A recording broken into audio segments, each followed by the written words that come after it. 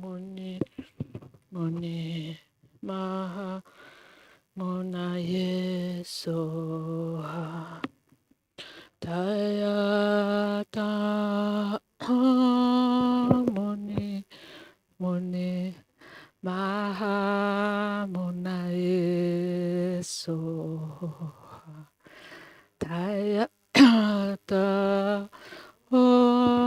muni muni maha munaye soha tayata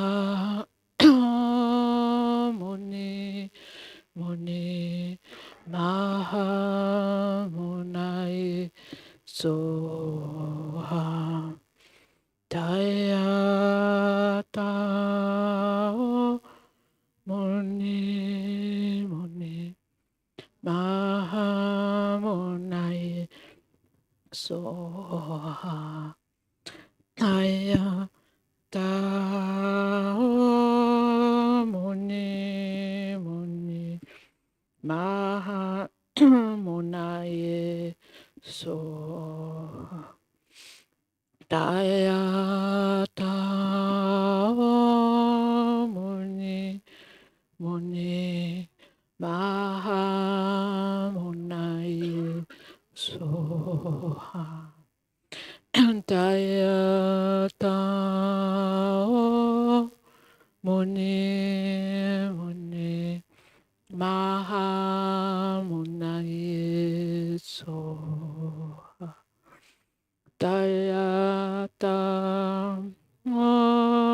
muni muni maha munaye soha tayata muni muni maha munaye soha tayata muni muni maha munaye soha tayata muni muni maha munaye soha tayata muni muni maha munaye soha.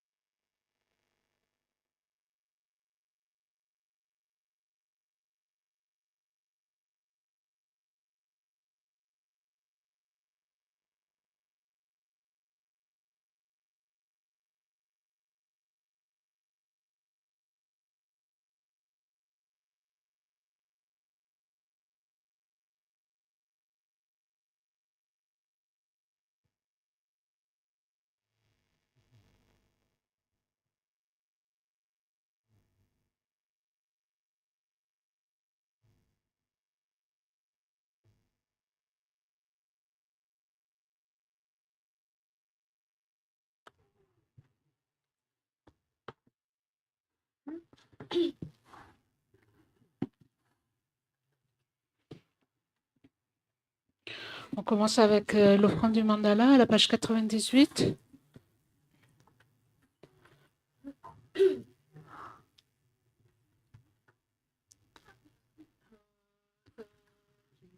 Reconnu, 조심해도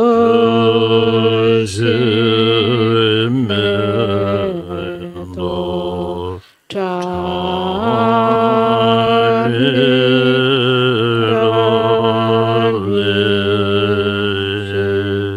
니게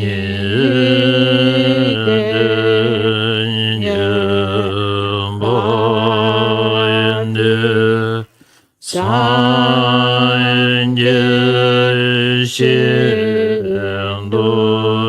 미대도아예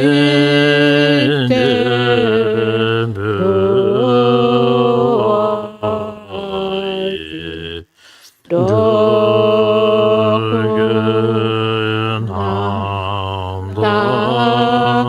진라 셔바쇼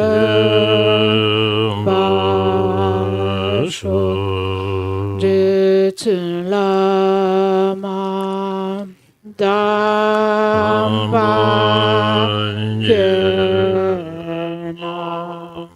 게라라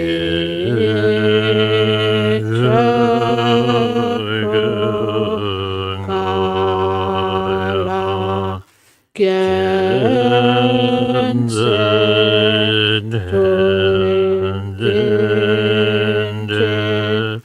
제타다베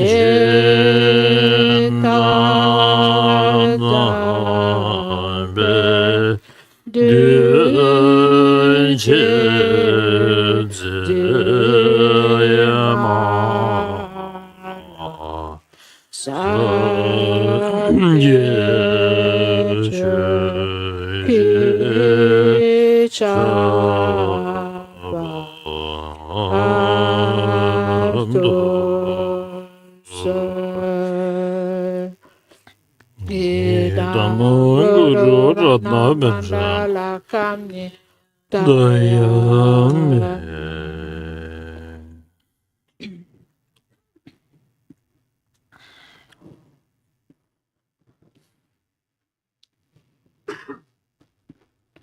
So you all have a good lunch? Est-ce que vous avez tous eu droit à un bon repas? Pardon. Now stomach happy? No more problem. Maintenant, votre estomac est confortable, est à l'aise, donc plus de soucis, plus de problèmes. Normally we say why you make living is to fill your stomach. And then that's kind of a lie these days. It's more than a stomach, isn't it? Et habituellement, on dit pourquoi est-ce qu'on gagne sa vie? En fait, c'est pour remplir son estomac. De nos jours, c'est pas tout à fait juste, c'est un mensonge. En fait, on remplit plus que notre estomac, non? Okay.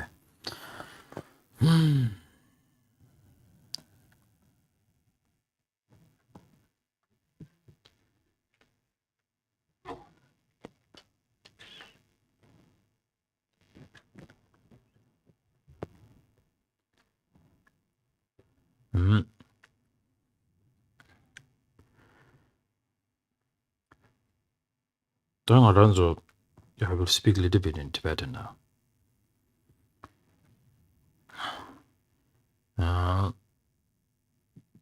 제상가 최 단지 라바나신 최 뷰타고지다 야고지 용월라 냐버도 아니 지게 최네 승구도 최네 디단디 승구도 세바자 마임바 최디 숨바딜라 냐바냐도 같이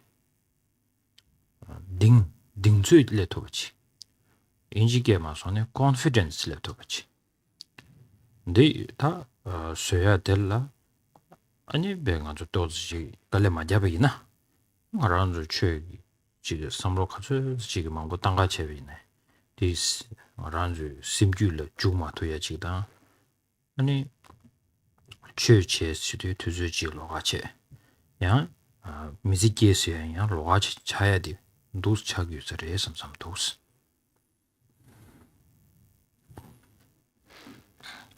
Comme je l'ai déjà dit ce matin, plutôt, en fait, lorsque l'on veut finalement se tourner vers le Dharma, et ici se tourner donc ou avoir une pratique quelque part, une bonne pratique, une pratique de qualité, il est absolument nécessaire de ne pas simplement s'en tenir à l'écoute simplement du Dharma ou à prendre ce qui est dit simplement parce qu'on l'a entendu, mais à gagner en fait une confiance profonde, une assurance profonde, ou une conviction, une certitude de cet ordre-là profonde dans ce Dharma. Et pour ce faire, en fait, il nous faut fournir des efforts. Si nous ne fournissons pas des efforts dans ce sens, même si l'on écoute beaucoup d'enseignements, on ne va pas tendre à l'appliquer, ça ne va pas avoir ce même impact et notre vie va être dissociée, distincte de ce Dharma. Mm.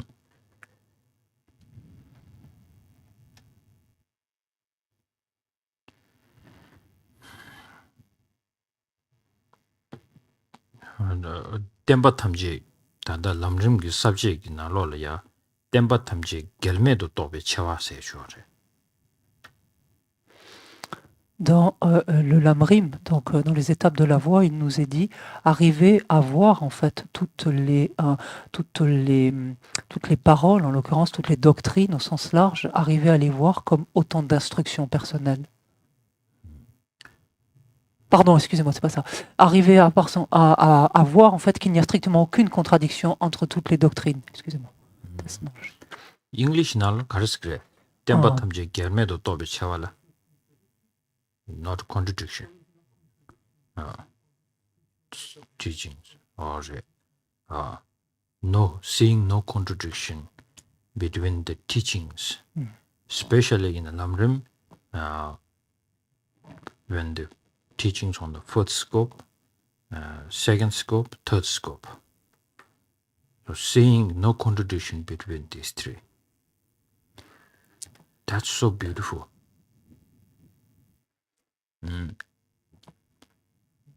Normally, the contradiction becomes like, if I say I'm Mahayana practitioner, then automatically the label of the name, it has some important meaning, or Maha, the big, the great one. And then automatically we don't see the importance of being a lower scope. But this teaching of the three scopes are not to fight who has a big name. Actually, this is a kind of a stage or kind of medicine. For now, most of us here who are gathering here, we all believe we are Mahayana practitioner. Especially in the Vajrayogini Institute.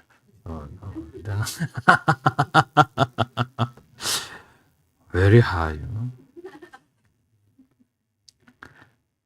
But then if somebody comes and knock on our door and say how much you believe in karma, then a bit of hesitation is there. And how much do you believe in the impermanence? And meditating on impermanence, how much it brings happiness to you? And how much you see the permanent, clinging to the permanent, how much that gives you some kind of a worrisome being a practitioner, how much you feel worry that I mistaken mind of this permanent, all this brings so much problem to me.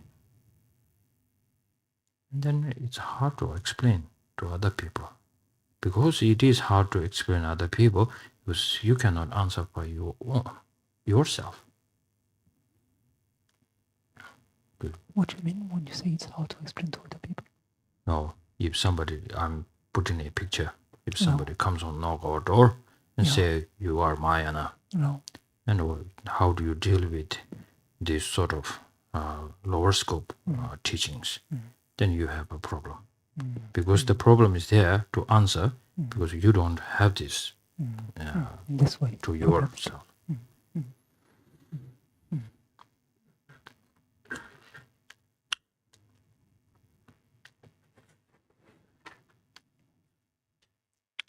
Et en fait, il importe de voir qu'il n'y a strictement aucune contradiction entre les différentes étapes donc, qui sont communes comment dire en français, du premier niveau, on le traduit plus largement d'habitude, mais des étapes qui sont communes aux individus de petite capacité, des étapes communes aux individus de capacité intermédiaire et des étapes propres aux individus de grande capacité. Donc entre ces trois niveaux d'étapes qui sont présentés dans les étapes de la voie, de voir en fait qu'il n'y a aucune contradiction entre elles.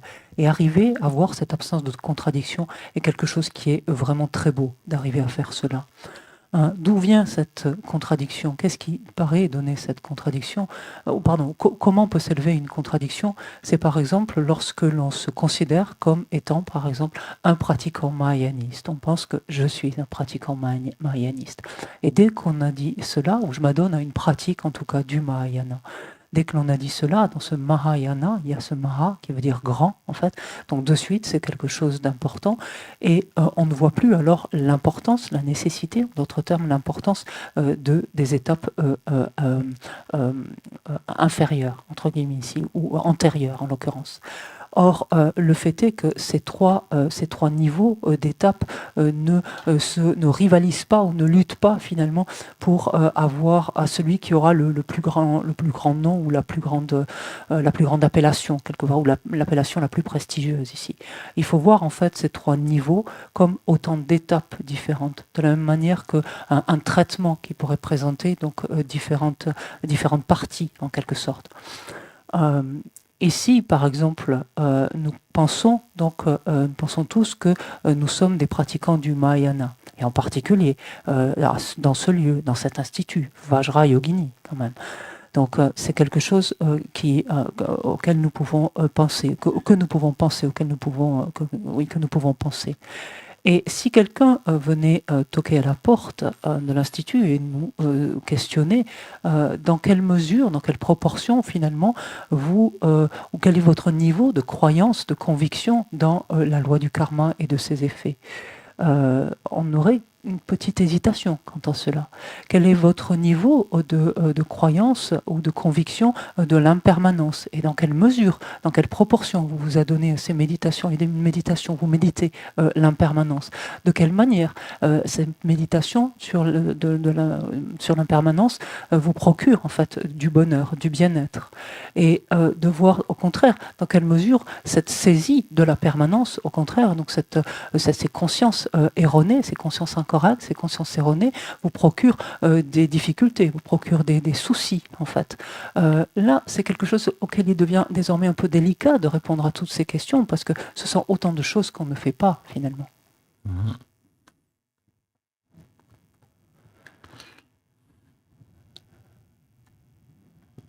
So contradiction doesn't mean only just to say there's no contradiction at all. But the contradiction has to bring, unless you don't understand from the first scope, there's no way that I can understand the full meaning where it's connected to the second scope. And then in the second scope, if you don't understand quite well, no way that you can understand the teachings of the first scope. So now let's put it together. Unless you don't want to lessen or eliminate the grasping of permanent, and then there won't be your wish to get the grasp, let go the grasping or self-grasping at all. That means the second scope. So now, if you don't want to let the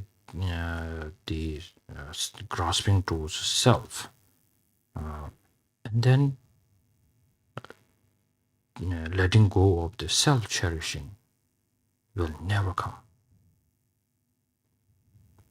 So now, seeing these are all connected, So then Lama Tsongkhapa said, one specially kind of subject like a subject silva, singing the subject, yawa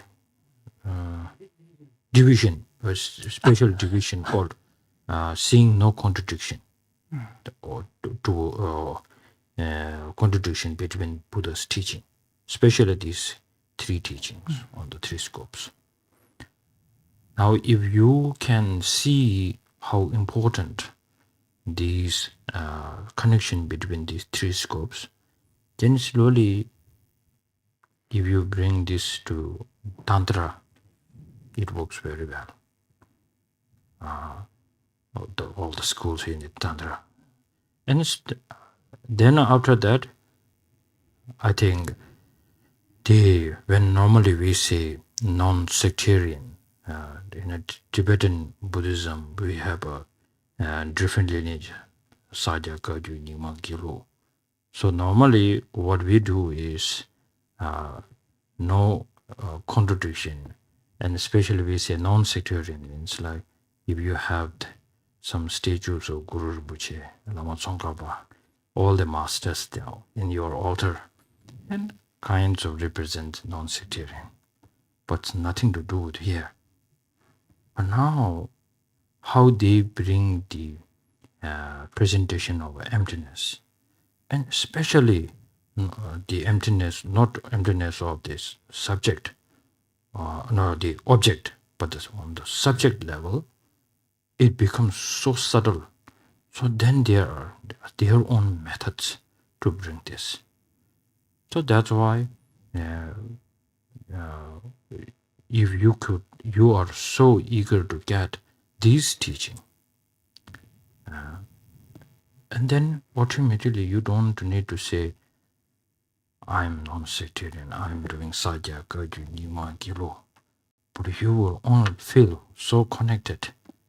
You're letting go of this teaching, kind of be difficult to get the realization of to become a Buddha. So then harmony is already there. It started from here, I think.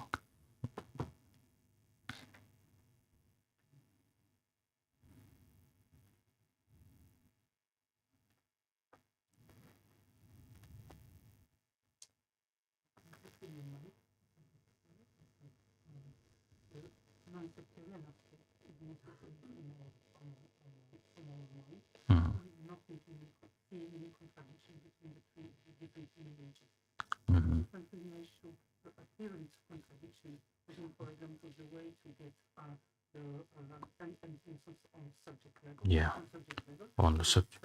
Yeah.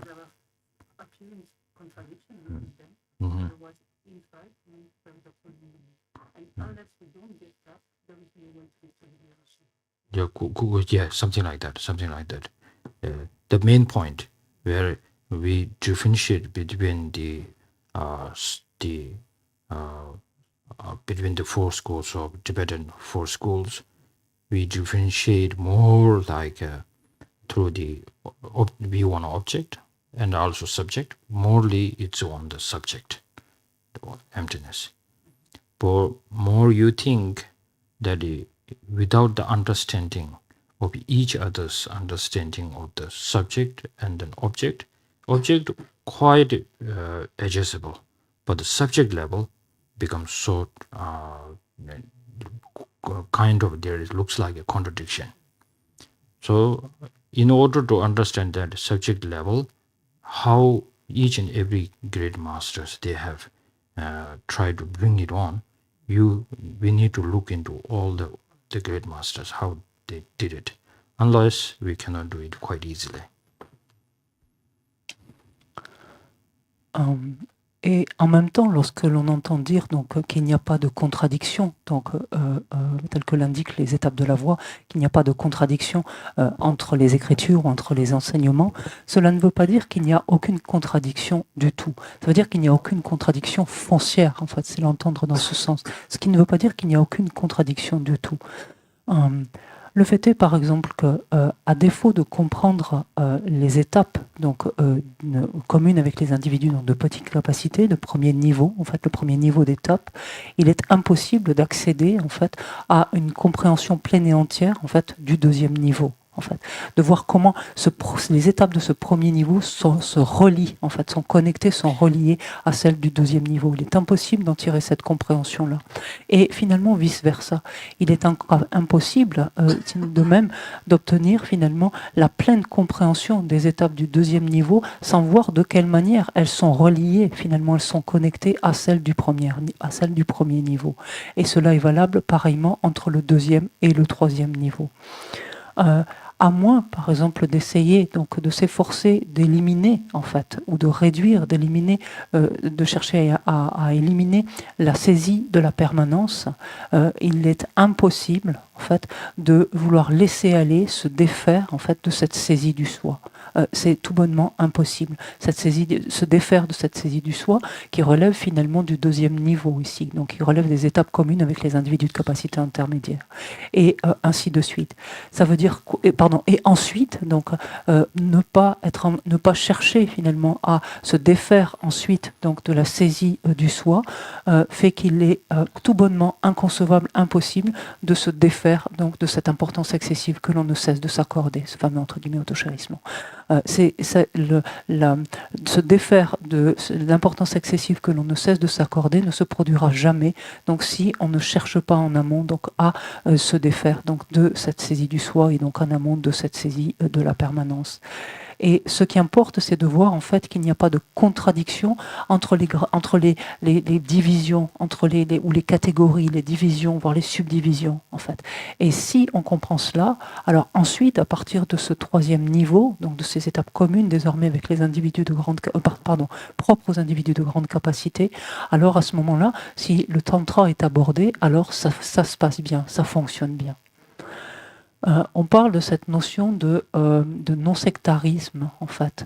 On parle de non-sectarisme, par exemple, en relation avec les différentes lignées tibétaines. Il y a ces 4 lignées tibétaines qui consistent en la lignée des Nyingma, des Kagyu, des Sakya, des Gelug. Et le fait d'être non-sectaire, donc n'implique pas, enfin ne participe pas du fait d'avoir sur son autel différentes statues donc de Rinpoché et de d'autres maîtres d'autres lignées, alors que ça n'aurait aucun lien en fait ou aucune connexion avec son propre cœur et sa propre compréhension. En fait, ici, ce non-sectarisme participe du fait de comprendre les distinctions qu'il y a entre chaque lignée. Alors, pas tant, par exemple, en ce qui concerne la vacuité, pas tant du point de vue de la vacuité du côté de l'objet, en fait, où là, on peut se retrouver, où les uns les autres peuvent se retrouver, mais du point de vue du sujet, en fait. Lorsque la vacuité du point de vue du sujet est abordée, c'est quelque chose qui peut devenir assez subtil. Et il est extrêmement important de voir, en fait, combien chaque maître, donc chaque lignée, finalement, quelle est la méthode, la voie d'accès, en fait, à cette perception-là, à cette compréhension-là, qu'a offert, en fait, chacun des maîtres. Et à moins de s'y pencher, donc, précisément, en profondeur, en fait, sinon, on peut s'arrêter et penser qu'il y a des contradictions entre elles, alors que tel n'est pas le cas. Et c'est cela, finalement, qui participe du non-sectarisme, en fait. Et donc cette notion d'harmonie, en fait, se situe bel et bien en nous, part de nous, en fait, cette harmonie donc entre les différentes écoles ou sectes entre guillemets ou lignées plutôt.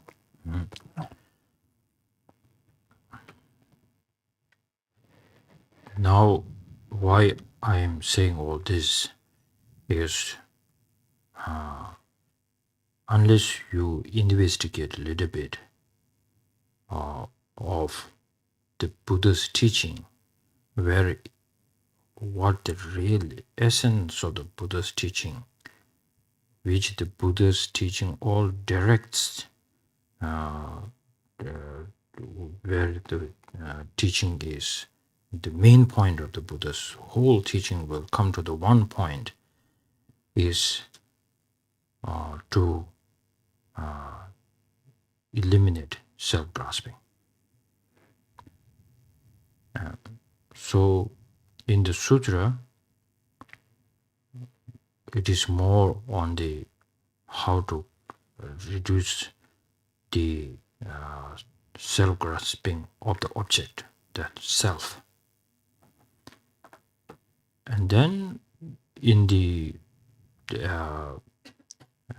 Tantra, it talks about not only the selflessness, the reality of the, just knowing the reality of the self is not enough, but the mind which meditates on the object, the emptiness, has to be more subtle, more powerful. With the contaminated mind in itself, no way we can get full enlightenment. So then, Tantra becomes important on that level. So these two is in order. The first one is, more you say Tantra is important, automatically you have to feel the Sutra is also very important. Most people, what we say, Sutra so much studying, and then so Tantra looks quite powerful, and it is like Zapiru Rinpoche, the great Dalaï-Lama. He scolded his students, saying, these days there are so many so-called tantric practitioners, but not understanding what the Nagarjuna's the presentation on the emptiness, no understanding on that, and then they recite so many mantras, do lots of retreats, and then he directly said a very harsh word. Normally, these great beings never say harsh words, or they don't swear. In here, he swear. I love this part. He said, these people are full of shit. It's in the text. I'm not making things up here. So that is like the real great teaching there. So for this reason, in a Sutra level, unless you don't, you need to translate that. It's okay. It's okay. Calmez-vous, calmez-vous. Pourquoi est-ce que j'évoque tout cela? C'est que, à moins d'examiner un tant soit peu, finalement, c'est qu'on a besoin, en fait, d'examiner un peu les enseignements du Bouddha Shakyamuni pour essayer de se figurer quelle est l'essence véritable, finalement, de ces enseignements. En d'autres termes, quel est le point principal, à quoi reviennent finalement, vers quoi convergent en fait tous les enseignements. Et si l'on examine un tant soit peu en profondeur, on s'en rend compte que tous ces enseignements convergent vers une seule et même chose, à savoir l'éviction, l'éradication de la saisie du soi, de la conception du soi. Dans les sutras, en fait, est indiqué la manière de réduire, donc de quelle manière nous y prendre pour réduire cette saisie, cette conception du soi. Et cela du point de vue en fait, de l'objet, en d'autres termes, du point de vue du soi lui-même. Alors que dans les tantras, le simple fait de comprendre, en fait, ou que la conscience comprenne comment arriver donc à appréhender ce soi, donc ou en tout cas à chercher à se défaire de cette saisie du soi, simplement en l'abordant du point de vue de l'objet, c'est-à-dire du point de vue du soi, en fait, simplement connaître cette réalité-là n'est pas suffisante. Pourquoi ? Parce que pour aborder le tantra, l'esprit qui médite la vacuité, donc ou la conscience qui médite la vacuité, est une conscience beaucoup plus puissante, une conscience infiniment plus subtile. Et il est impossible qu'une conscience contaminée, un tant soit peu contaminée, qui méditerait cela, parvienne à la bouddhéité. Alors c'est ça qui donne toute la force en fait ensuite à la pratique du tantra. Aussi lorsque l'on considère le tantra et que dès lors on le considère comme important, en fait dès qu'on ressent que le tantra est important, alors naturellement cela doit impliquer que l'on ressent que les sutras sont également ô combien importants. Et beaucoup de personnes considèrent donc très facilement, tendent à considérer ah oui mais les sutras mais c'est long, il faut étudier beaucoup, il y a beaucoup de choses, il y a beaucoup d'éléments, tandis que le tantra c'est voilà c'est plus rapide, ça va plus vite, c'est plus rapide. Et de ce point de vue-là, Tsenshab Rinpoché, donc ce grand maître Nyingma, a réprimandé fortement en fait ses étudiants en disant de nos jours il y a des soi-disant pratiquants qui ne se sont même pas vraiment penchés, n'ont pas vraiment embrassé toute la présentation que Nagarjuna a faite de la vacuité en fait, ne se sont pas penchés dessus, n'ont pas cherché à l'embrasser complètement. Et il a eu en fait des termes même assez durs, chose que ne font pas habituellement les maîtres, de tenir des propos durs. Et en fait, c'est un passage que j'adore parce qu'en fait, il a juré en fait, et littéralement, il a dit ces gens sont emplis de merde. Et c'est vraiment dans le texte en fait. Donc, that's it. Okay.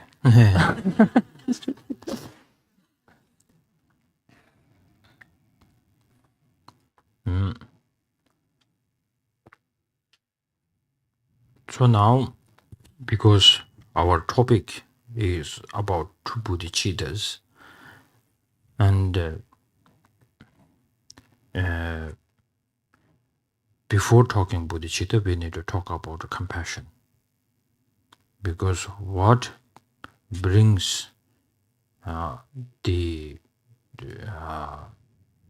bodhicitta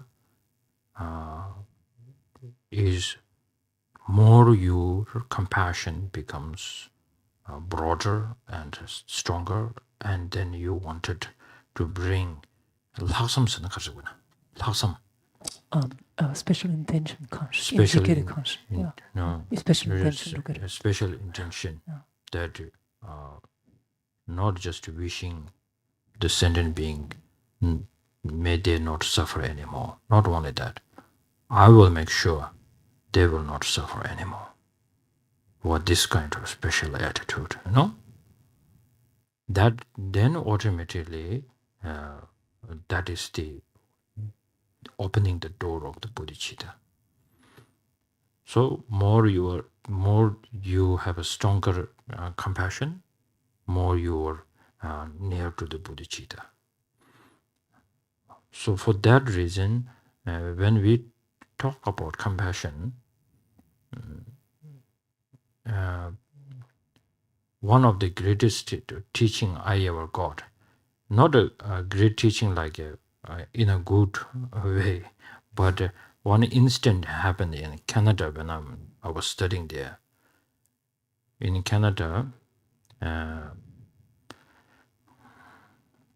now almost 9 years ago, in my class, my teacher came we started quite early morning, around 7:30 in the morning. So then she came up with all the books in her kind of a small briefcase. And then she said, "Good morning." And actually today is really not a good morning, because did you see the news, what happened in Nepal? And I was quite aware of that. The big earthquake happened. And then she said, it's such a tragedy that happened. And we talked a little bit about that, and people suffering so much and so on, so on. And then after maybe 15-20 minutes later, she said, "Okay, now let's wrap it up. We cannot talk about this anymore, because I have lots of suffering of my own, and I don't have any room for other people's suffering. I don't have any room to listen to that. So better stop it here and let's continue." Then our class starts. And I was the one who was like not really comfortable with this, how she wrapped up her conversation. Because I have the Buddhist background. like, and especially Mahayana background, saying like, unless she cannot say something good, how can say I don't have room for other people? It's a problem. What does that really mean? It's so strong, very straightforward or something. I don't. The reaction was on my face. So my teacher is very clever. She noticed that. And then after the break, she said, Serkong, come here. And she said, you look quite uncomfortable this morning when I said something. You are not comfortable with how I put it, right? She said. Because she know a little bit of my background. Then we sat down and talked, and I said, well, you can say like you all should pray. So even though we can't do anything, but we can pray for their safety, or people who are going through a lot now. Let's pray for them. I said something like, yeah, prayer, what does that do? Nothing. She was like that. Then for a long time, I was struggling with this attitude of like the compassion, people so much. Even you can deal with your own negative emotions. And then on the top of that, praying and practicing something. And it reminds me, my teachers, how she put it. And then one time during the Dharamsala, when His Holiness was giving a teaching, he said, well, many people think compassion is a caution, feeling of, can I do it? Wish I can do it. It is not a question, it's an answer. People don't have an answer for that. That's not a compassion at all. That really just opened my mind to now research more strongly. So, and then,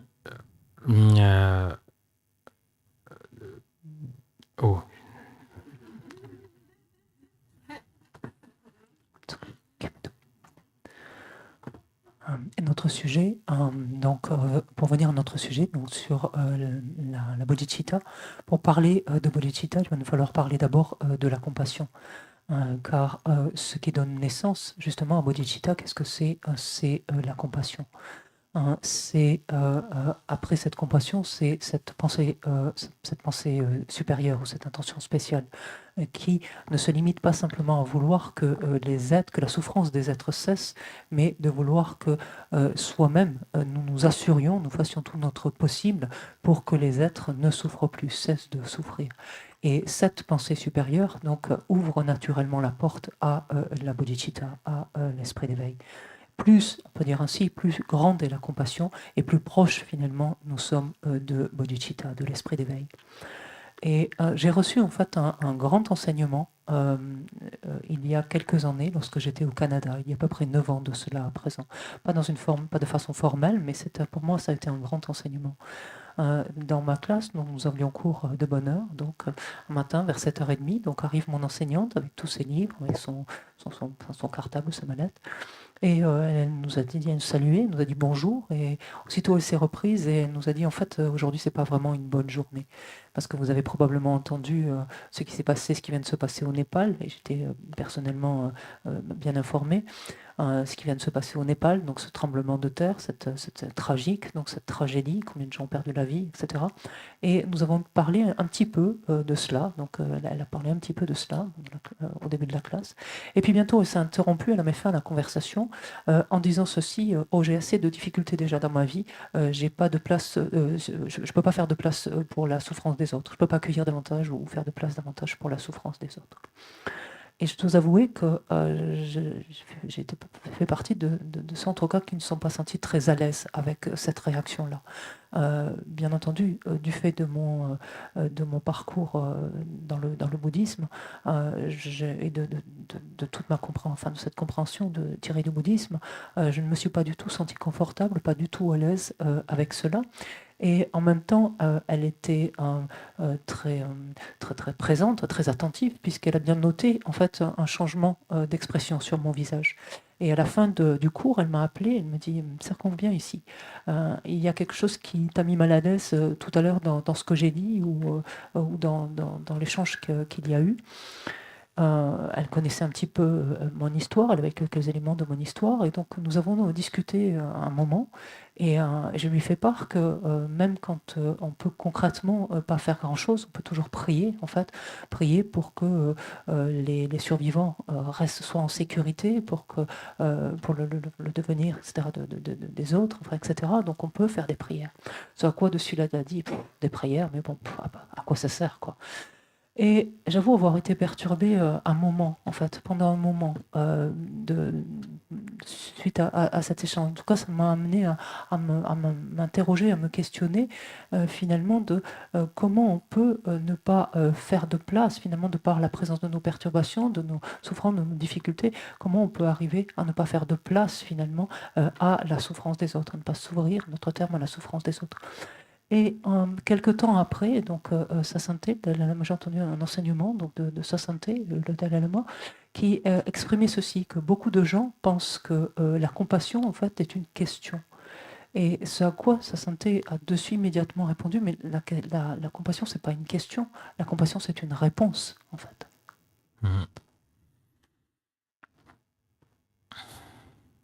This I need to say in Tibetan.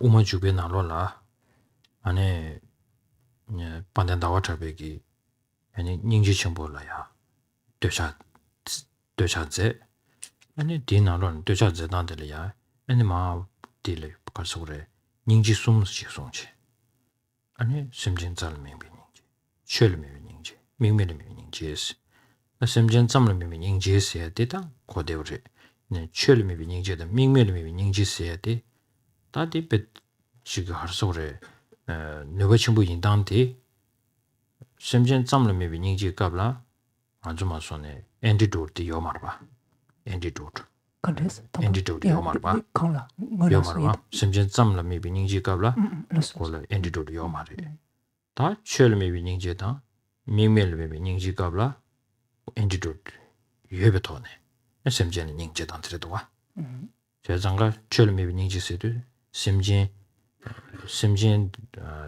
기 삼로당당 딱도와 심진기 아니 메다발라 따버려 진지 아니 로추바티 안에 아니 그배 지금 메다발라 따버려 진지 아니 지금 로친주로 방 되는 게제 디기 심진 콜 캠부도스 아니 심진 랑외네 모주바 더 코랑외네 모주나양 코랑게 뭐는 요 냠벨로 게체 아니 콜레 코르부도스 어디 인도점에 제장가 코알로 코르당게 삼로디 소소 랑댕게 딩도 랑댕게 딩도 삼로 당연도 니중 셴게 딩도 삼로 당연도 점에 닝지 장으로와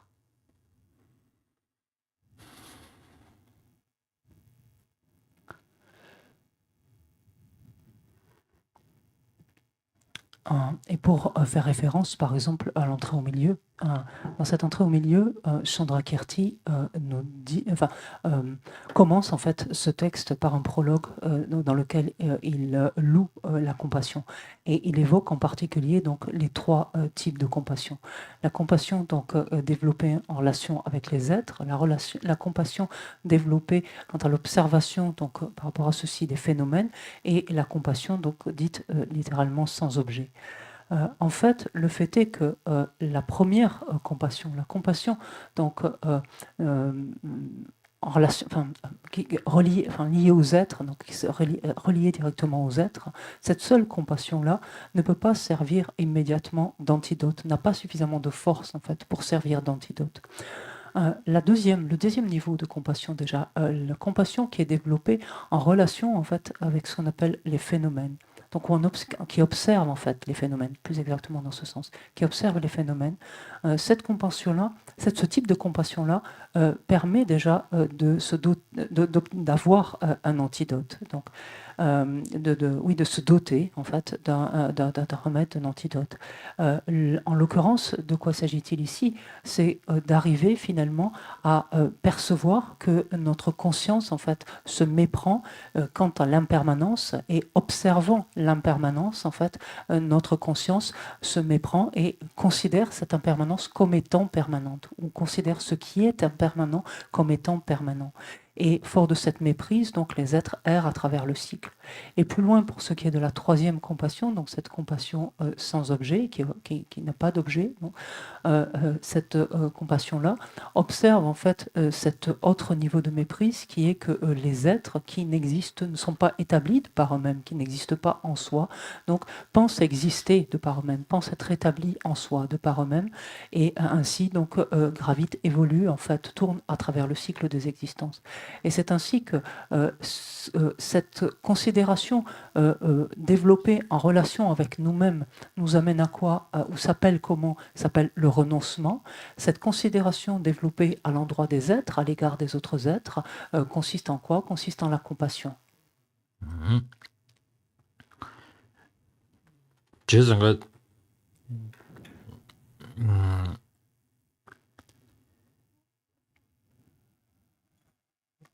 In my life, some practitioners come to me and will say, I'm trying my best to generate bodhicitta.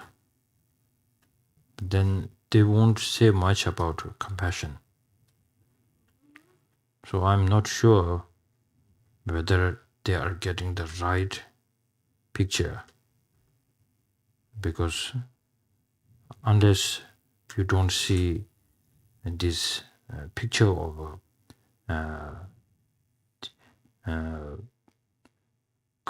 great compassion, from compassion to great compassion, and then to bodhicitta, it takes steps. But then automatically, because His Holiness the Dalaï-Lama says his main practice is bodhicitta and emptiness, then we just jump out there and say, I'm trying my best to achieve bodhicitta, which is good, but not enough. So it is necessary when we see this the 6 cause and 7 causes and One effect.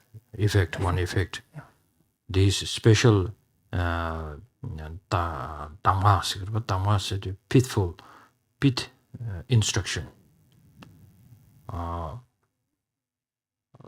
So which the great Adisha went to from India to Indonesia to receive this special lineage. Most people think Adisha went there to receive this lineage of the bodhicitta.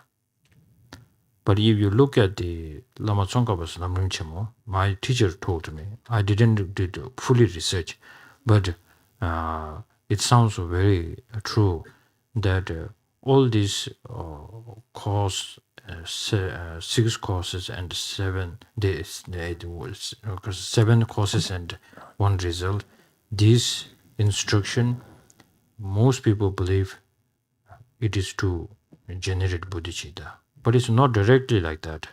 It is to, the focus is the compassion. In all this,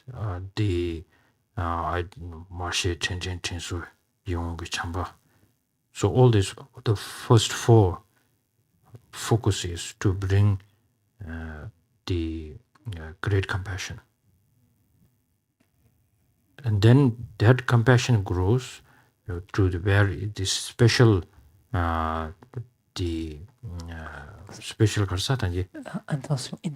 intention, which is saying not just a wish, but I will engage. I will do it by my own. So then it becomes the thousand. Also that special is actually the sixth one, récemment. It is not other than the great compassion itself. So it talks about two types of compassion in there. And then after that, there's no much explanation about the bodhicitta. So right after on the 7th, it says the result will come. So, so if you look in there, more we have to emphasize what is the great compassion. And then in some texts, it's the root. It's the root for bodhicitta. Once you have it, the bodhicitta will start coming for sure. The biggest question, is, as His Holiness Dalaï-Lama said, the compassion should be an answer. So now, what is that answer actually? That is the biggest thing.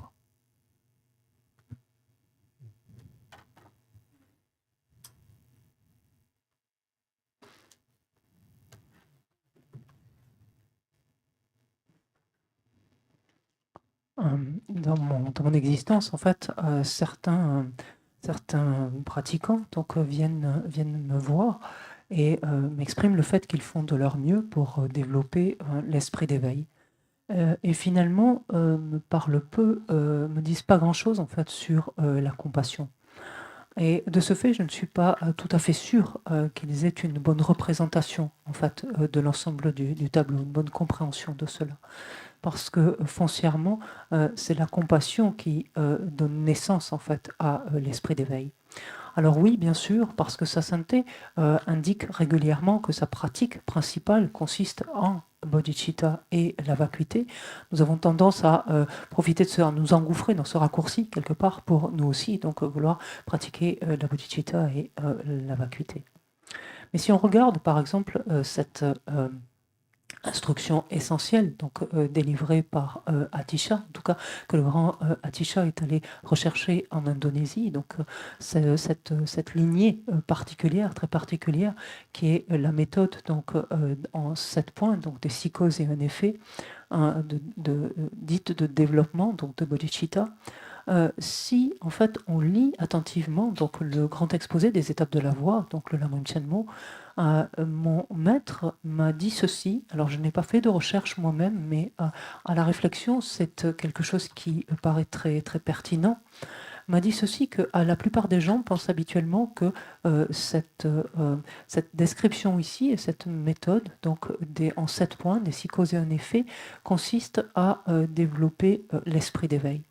En fait, quand on y regarde de plus près, on se rend compte en fait que ce n'est pas tout à fait juste, parce que le point de focalisation principal de cette méthode, qu'est-ce que c'est ? C'est la compassion.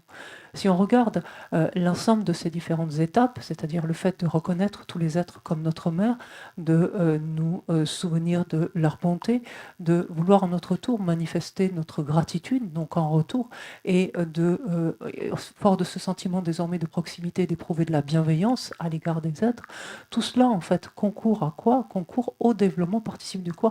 Au développement de la compassion, de la grande compassion ici. Et lorsque cette grande compassion se développe, alors elle donne naissance à cette pensée supérieure, cette intention spéciale, et qui ne se limite pas simplement, donc, encore une fois, à un souhait, à une aspiration, mais qui relève d'un engagement, c'est-à-dire que je veux réellement faire cela par moi-même, de par moi-même. Et ainsi, donc, et cette pensée supérieure ou intention spéciale constitue donc le 6e point donc, de cette méthode donc, des 6 causes et un effet. Et ainsi, donc, cette méthode foncièrement va parler de 2 aspects, on peut dire, de la compassion, parce que cette intention spéciale n'est autre qu'une manifestation de la compassion. Et donc elle parle ainsi de 2 aspects en fait, de la compassion, de cette grande compassion et cette pensée donc, supérieure. Parce que après, si l'on regarde, qu'est-ce qui est la seule chose qui est dite par la suite, c'est « et de là, en fait, s'en suivra le résultat », à savoir bodhicitta. Et l'explication de la méthode se limite en fait à cela.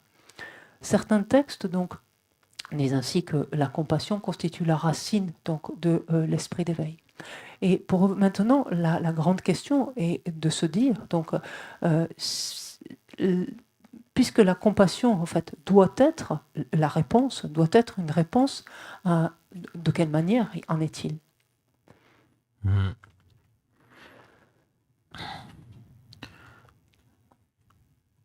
So now, to train others, to help others, before you need to find the one kind of antidote, which is the answer for your own suffering. This kind of suffering, you get it, then you feel like no more suffering for me. I can clearly see that. With this kind of getting this answer, then temporarily, voluntarily, you will help the people who needs money. We can give some contribution in money. People need food, we give food. We need shelter, we give a shelter. Maybe there's some animal with a broken leg, could lost mother and father in the woods. We help. But then deep inside you, this is just for temporary. We know that. This is not the kind of help. They need it kind of urgently, they need that for sure. But deep inside, if you felt there's so-called liberation, there's no more surrender to this self-grasping, fully controlled by your own mind, no more under the sway of negative emotion, stress-free. This kind of thing, if you can give this to the other person, or all the sentient beings, then somehow you cannot do it right now, but deep inside you believe, I can help them all. For maybe you open a hospital, maybe you give the free kind of a medication.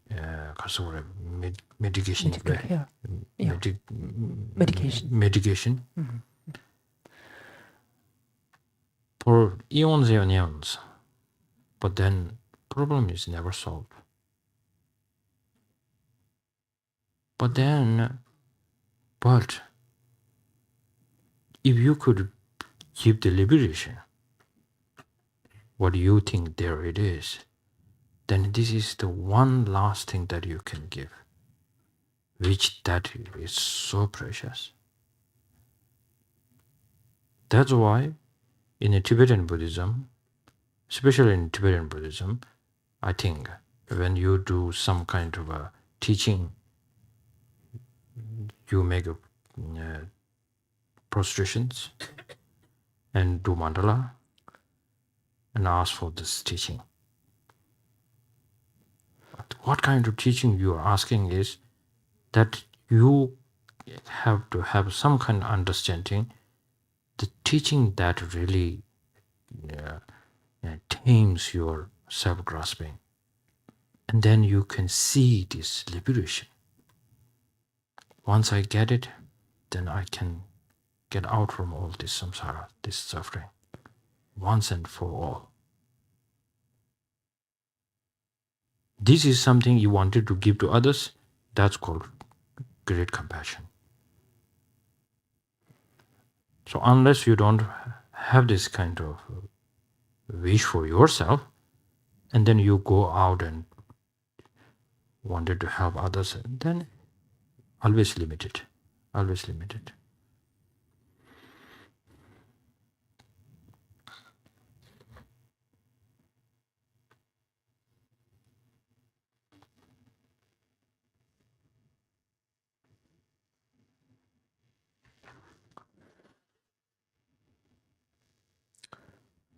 Et afin de pouvoir aider, en fait, guider ou aider les êtres, nous avons besoin, en fait, de trouver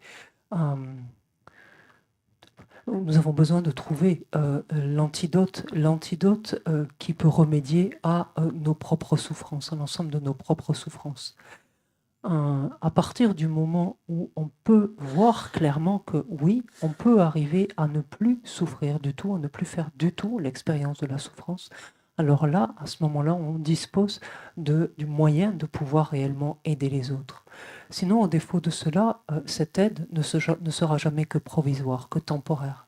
Oui, on peut contribuer donc en donnant de l'argent, aider les êtres en leur donnant de l'argent quand ils en ont besoin, en leur procurant de la nourriture, en leur donnant un abri, un hébergement, en nous occupant d'animaux qui seraient blessés ou d'êtres qui auraient perdu leurs parents. Et cela participe d'un besoin qui est urgent. Donc oui, c'est une aide qui peut être apportée, mais qui n'est jamais que provisoire, qui n'est jamais que temporaire.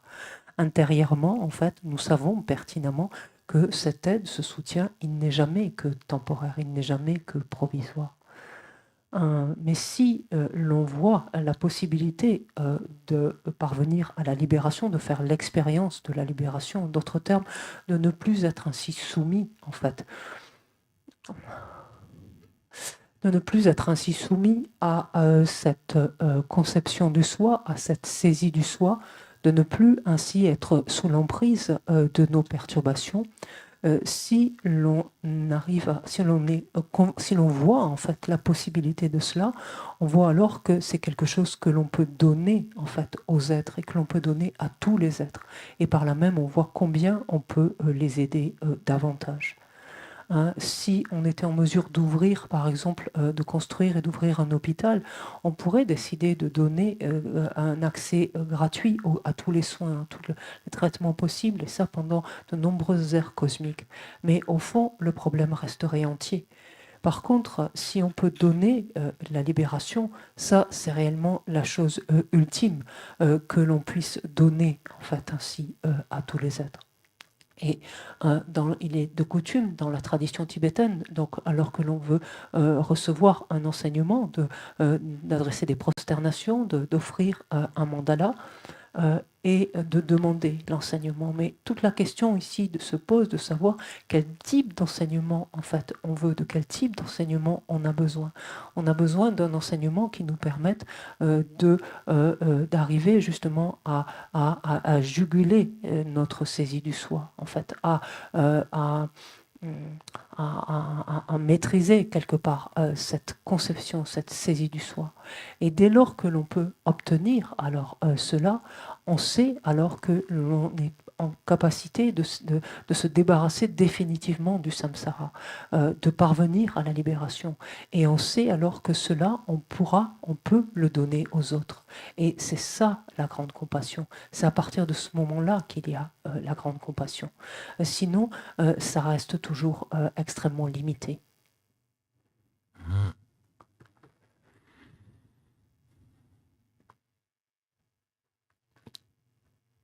Then also, in the three principal aspects of the path by Lama Tsongkhapa, in the section where he talks about bodhicitta, he talks about the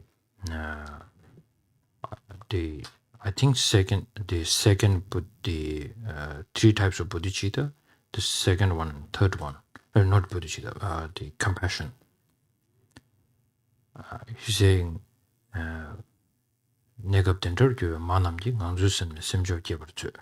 saying, seeing how I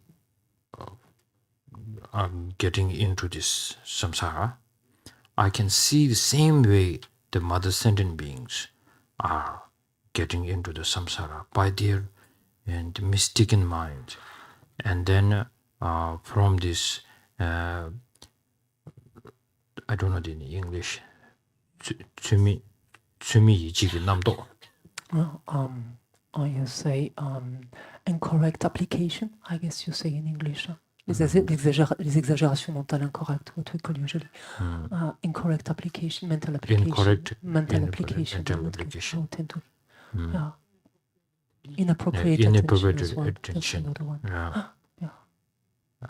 And then also these inappropriate inappropriate understanding. What is it? attention. Attention. Where this comes from is you have this fixed the object which is truly existence, and with that then you have the inappropriate intention towards it. When you think it's good, it's so good. When it's bad, so bad. Then all this automatically you get this delusion. So once seeing the root, all this problem comes because there is truly existence by its own. Then once you feel this somewhere from the object side, there's truly something existing there, then you are falling into the trap. So I fall into the trap, but my great Lama and teachers has shown me this path. And now I can see there's hope if I can eliminate this mind, which is cessation. And if I can give this teaching to the others, then there's no bigger gift that I can offer to repay their kindness to the sentient beings. So automatically this comes up. But if you don't have anything to offer, much, big, and then you feel like, for how long I need to do? For how long I need to do? So then it's you. That is also described as self-cherishing. This I found so beautiful. For how long I need to do? I don't know. I cannot do. Only Buddha can do this. Leaving that to Buddha, that you can do it. That's self-cherishing.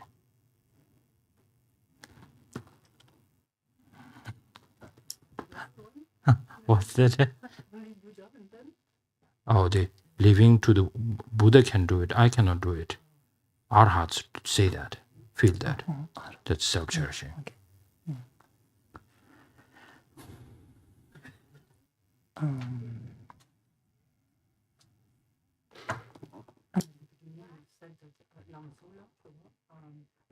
Oh, it's not coming. Oh, okay. Okay.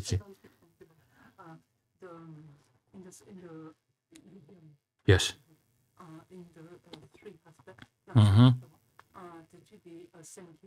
Semje kabla. Ye dinal. Oh, chena bebe ningje de mimel bebe ningje de. Ngangzu samne semjo geber zu sechor. Inji yorbe. Inji de. Derbe.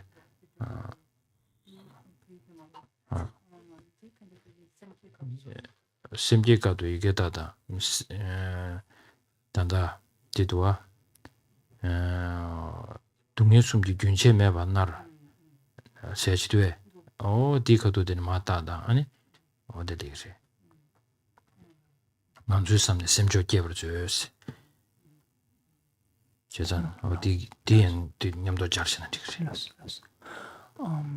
Dans les trois principaux aspects de la voie, Rinpoché, donc lorsqu'il évoque la bodhicitta, dit ceci: d'une naissance à une autre, en un cycle sans fin, les êtres nommaires sont sans cesse tourmentés par les trois souffrances. Et il conclut en disant: en pensant à leurs conditions, développe le suprême esprit d'éveil. Et en évoquant en fait cela, Rinpoché ici fait référence aux deux derniers types de compassion. Donc compassion qui observe les phénomènes et celle qui est sans objet. En ce sens que de la même manière que l'on a vu jusque-là, enfin dans ce texte-là, donc quand il a été montré de quelle manière, donc en quoi consiste finalement notre situation, de voir qu'il en est exactement de même en fait de chacun des êtres. Et le fait est que ce qui se produit donc, dans notre perception, c'est qu'il y a d'abord cette conviction, cette certitude qu'un objet que l'on appréhende, un objet appréhendé, existe réellement, existe vraiment. Et là-dessus vient, en fait, ou se développe, s'élève ce qu'on appelle ces applications mentales incorrectes. Donc j'ai traduit ça aussi par les exagérations mentales inappropriées, donc, par exemple, ou les exagérations mentales. Cette application mentale incorrecte ou ces exagérations font quoi? Que sur la base d'un objet que l'on conçoit comme existant réellement, quand on voit quelque chose qui paraît bien, il nous paraît si bien, du fait justement de ces exagérations mentales, de cette application mentale incorrecte. Lorsqu'on voit quelque chose qui n'est pas bien, ça nous paraît si mauvais, en fait. Et de ce si bien et de ce si mauvais, donc naissent automatiquement les perturbations, nos perturbations. Et tous les problèmes donc, que l'on rencontre viennent en fait justement de cette conception et de cette saisie donc, de l'existence réelle. De penser en fait qu'il y a là quelque chose du côté de l'objet qui existe de par lui-même, qui existe en lui-même. Et inéluctablement, dès lors que notre esprit saisit, est convaincu de cela, saisit cela, inéluctablement il tombe dans le piège. Je suis personnellement tombé dans le piège, mais grâce à la bonté de mes maîtres, donc ils ont pu me montrer en fait de quelle manière justement se prémunir en fait de ce piège, de quelle manière justement oui s'en prémunir, et cela s'appelle en fait la cessation, en fait, ce qui revient à parler de la cessation. Et ainsi, donc, si, fort de ce qu'ils m'ont expliqué, si je peux donner ces enseignements, donc transmettre cela aux autres, je n'ai pas de meilleur moyen, en fait, de meilleure manière, finalement, de manifester en retour, de leur manifester en retour ma gratitude. Si, mais tant qu'on n'a pas cette, on va pas dans cette direction, tant qu'on ne développe pas cette compréhension-là, alors on se dit, mais pour combien de temps j'en ai encore, en fait, ou j'ai besoin de faire cela pour combien de temps encore? Et ça, qu'est-ce que c'est qui dit ça? C'est cette importance excessive que l'on s'accorde à nous-mêmes, ce fameux autochérissement, de penser, ah oui, mais moi je sais pas, ah oui, mais moi je peux pas, en fait, seul un Bouddha, en fait, peut faire cela. Et ça, c'est cette importance excessive que l'on s'accorde, que l'on continue de saisir en fait fortement, qui est encore présente par exemple dans l'esprit d'un arat.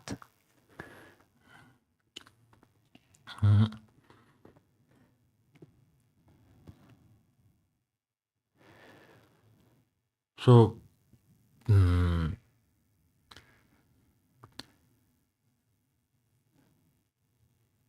the teaching of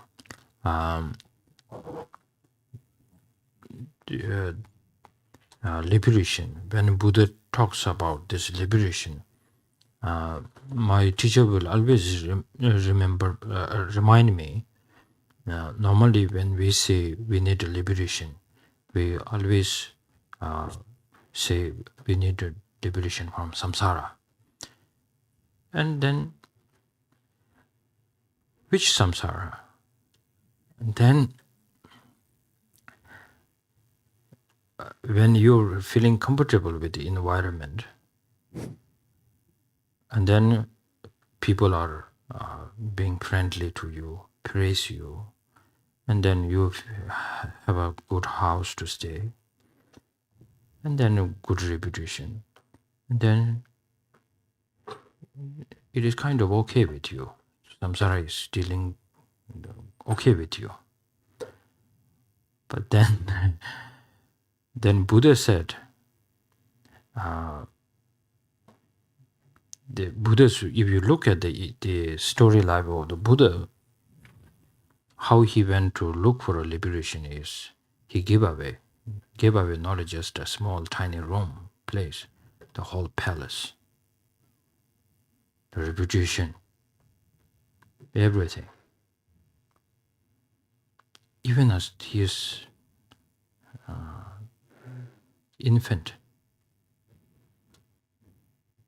Some people say in India, I found one on the train. I found I've become a good friend with my the train friend, when we were traveling. I need to go from Delhi to down south. Takes almost 2 days. So we become good friends, and then he said, that time I've been wearing monk's robe. So you're Buddhist. I like Buddhism. Even though I'm a Hindu, I like Buddhism a lot. But I have a big debate, which I cannot accept Buddha's behavior. He become a monk. Oh, that's really good. Letting go the samsara, very good. But how can he abandon his infant? That's a very bad example. As a father, he has a responsibility to look after his kid. That's not a good way. I didn't say, because he's not ready to hear the Buddha is good and wrong and not good. But deep inside, I was thinking like, for us, if we look after our kid to become big, go to college, give a good education, maybe give him a good money, put quite a money in a bank account, that's it. But Buddha, he left and come back and then give the liberation to his son. That's we have the 16 arhats. His son is one of them. And how we can do anything like that, what Buddha did. So I couldn't say this to him. I said, yeah, but somehow he come to meet again and then they had a good life, isn't it? I said, yeah, something like that, okay. So what was the takeaway from this life story of Buddha is amazing. If you don't look carefully, then in the story sometimes it says Buddha become a monk and then he escaped from the palace because when he hear about that people die, sickness, aging, and birth, not much about birth, and then he ran away. That doesn't give us so much kind of a reason why he has to run away. The biggest thing is Buddha found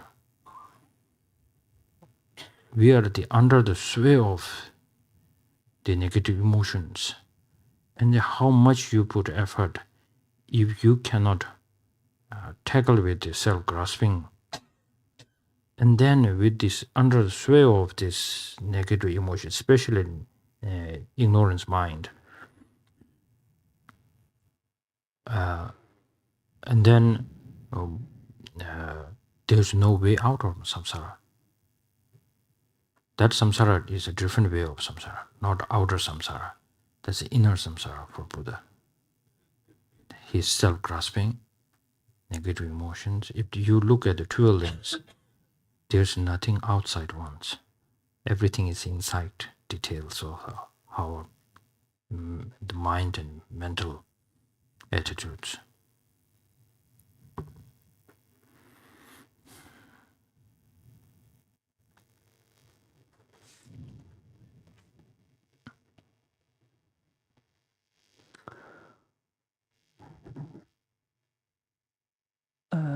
Quand le Bouddha Shakyamuni a parlé, a parlé de la libération, et mon maître m'a toujours rappelé de bien penser, quand on parle de libération, de bien penser qu'il s'agit de libération du samsara, du cycle des existences. Mais aussitôt, on a cette question de me dire, mais quel samsara en fait? Quand on se sent bien dans l'environnement dans lequel on est, quand on est entouré de gens qui sont extrêmement aimables, prêts à nous rendre service, quand on dispose d'excellentes conditions de logement, quand on jouit d'une bonne réputation, quel samsara? Tout se passe plutôt bien pour soi dans ce cas-là. Et c'est là où l'histoire du Bouddha est très éclairante, la vie du Bouddha. L'histoire de la vie du Bouddha est très éclairante. Parce que le Bouddha n'a pas juste abandonné une petite pièce, en fait, une petite chambre. Le Bouddha a abandonné un palais. Le Bouddha a laissé derrière lui sa réputation, sa renommée. Le Bouddha a même laissé derrière lui son enfant. Et j'ai eu l'occasion en Inde, donc lors d'un voyage en train, de sympathiser avec la personne qui était assise à mes côtés. Le voyage durait longtemps, puisqu'entre Delhi et le sud de l'Inde, il faut à peu près 2 jours. Donc on a eu l'occasion de sympathiser. Et à ce moment-là, donc, je portais la robe. Et cette personne était un hindou. Et il m'a fait part de combien en fait il appréciait énormément le bouddhisme. Il le voyait d'un excellent œil, mais il me disait j'ai quand même un gros problème quand même avec le Bouddha en fait, avec le Bouddha, avec la vie du Bouddha. Qu'il soit devenu moine, vraiment c'est très bien. Qu'il soit libéré du samsara, vraiment c'est excellent. Mais il y a quelque chose que je ne peux pas accepter. En fait, je ne peux pas accepter comment a-t-il pu abandonner son enfant. Comment a-t-il pu laisser derrière lui son enfant?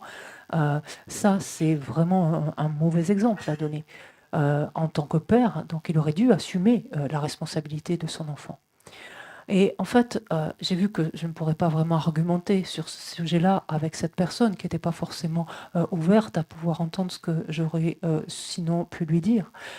Mais j'ai réfléchi, je me suis dit, mais après tout, quand on prend la responsabilité de ses enfants, quand on prend soin et prend la responsabilité de ses enfants, qu'est-ce qu'on leur donne?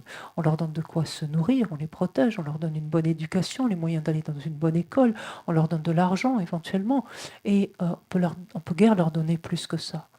Mais au fond, ce que j'avais envie de lui dire, c'est que le Bouddha, lui, il est parti, oui, mais il est revenu et il a donné la libération en fait à son fils. Il a enseigné son fils et il lui a permis d'accéder à la libération. Et quand on regarde les représentations, donc parmi les 16 arhats, en tout cas, son fils donc, est l'un d'entre eux. Et donc il lui a donné cette libération. Et ça, en fait, aucun d'entre nous n'est en mesure de le faire. Et donc, j'ai fini par conclure l'échange donc, avec cette personne en disant oui, c'est à peu près comme ça, oui, c'est vrai, voilà, sans trop entrer plus avant dans les détails. Si on revient sur cette histoire de la vie du Bouddha, donc, il a échappé, en fait, il a fui ce palais à la vue d'un moine.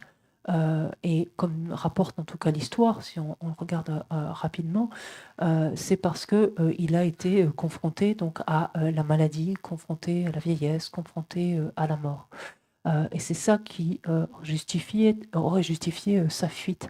Mais ça, en fait, cette lecture-là ne donne pas vraiment accès à la raison, à la véritable raison, finalement, de ce départ. Ce que le Bouddha a vu, en fait, dans cela, ce qu'il a trouvé, c'est combien on est sous l'emprise de nos perturbations. Et tant que l'on est ainsi sous l'emprise de nos perturbations, peu importe la quantité d'efforts que l'on fournit, tant que notre conscience, notre esprit ignorant, notre conscience ignorante, notre conscience qui saisit le soi, en fait, demeure, perdure, en fait, on n'a aucun moyen, en fait, de nous extraire du samsara. Tout ce que l'on fait, c'est changer d'état, en fait, ou de condition dans le samsara, mais ça reste dans le samsara, en fait. Et c'est ce que montrent, par exemple, les 12 liens interdépendants, en fait, qui ne sont jamais que des consciences ou des attitudes qui ne font que errer ou changer d'état, en fait, à l'intérieur du cycle, mais il n'y a à aucun moment il y a le moyen de s'extraire, tant que l'on reste ainsi sous cette emprise, de s'extraire du samsara. So, if you look at the Nagarjuna's letter to a friend, so the Nagarjuna tells the king how at the time of the Buddha, also one king requested a teaching to the Buddha how to get happiness, and then Buddha give him a teaching saying, if you can eliminate the rebirth, then that's the happiness. So, and then all the teaching, the rest of the teachings starts on that. So then ultimately, what is a big teaching of this is, normally we wanted to practice very comfortably in this life. Something we expect something good in this form, but we never felt like we should get out from this kind of form. The root of the problem of the suffering is because we have taken this rebirth.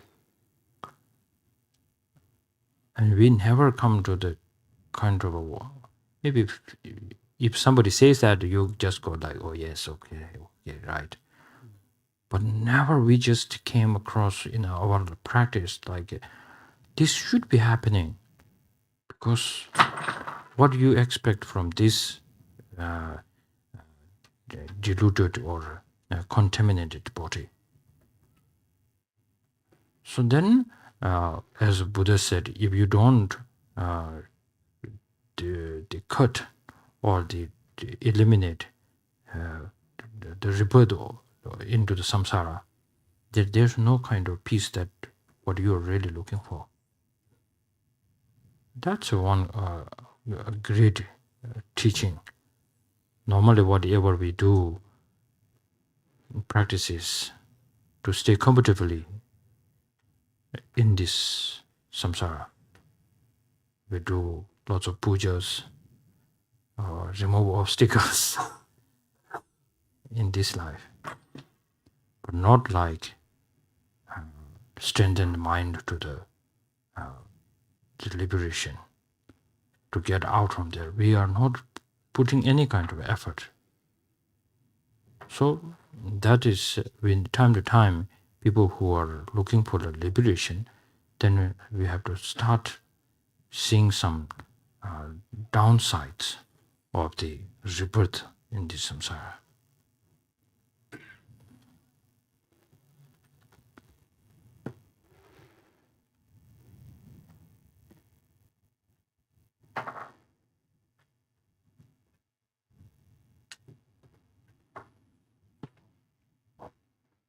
Dans la lettre à un ami, Nagarjuna s'adresse ainsi à un roi, en lui montrant, au roi, auquel il adresse sa lettre, en lui montrant comment, en fait, à l'époque du Bouddha, un roi avait demandé au Bouddha de donner un enseignement sur le bonheur. Il avait fait la requête donc, de donner un enseignement sur le bonheur, la manière de parvenir au bonheur.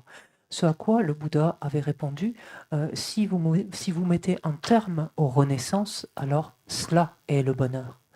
Et le reste, en fait, de la lettre, de cet enseignement, part de cela, part de cette histoire-là, enfin, de ce passage-là de sutra. En ce qui nous concerne, nous voulons pratiquer. Nous voulons pratiquer en étant à l'aise dans cette vie, en nous sentant confortables dans cette vie. Et en escomptant finalement quelque chose de bon sur la base de cette forme-là, sans jamais finalement questionner cette forme, sans jamais nous interroger sur cette forme, sans jamais voir finalement que les problèmes fondamentaux que nous rencontrons viennent du fait d'avoir pris justement cette renaissance-là. Alors quand on entend, si quelqu'un nous dit cela, on va dire oui, ok, d'accord, c'est vrai.